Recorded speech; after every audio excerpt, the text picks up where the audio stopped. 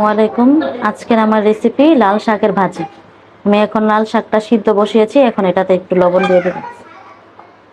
সিদ্ধ হলে তারপর নামিয়ে নেব। তেল গরম হয়ে গেছে, এখন আমি পেঁয়াজ, রসুন আর শুকনা মরিচ দিয়ে দিলাম।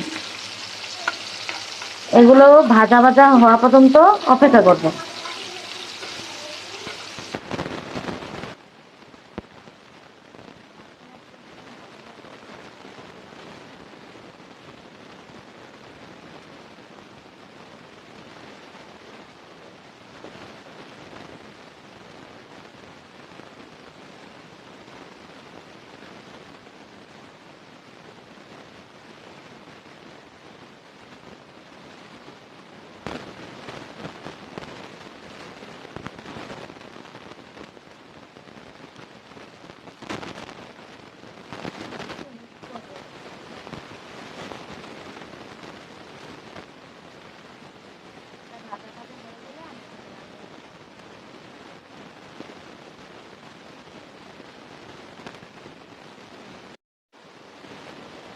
আমার শাক ভাজি হয়ে গিয়েছে। এভাবে রান্না করে আপনারা দেখতে পারেন। আশা করি ভালো লাগবে।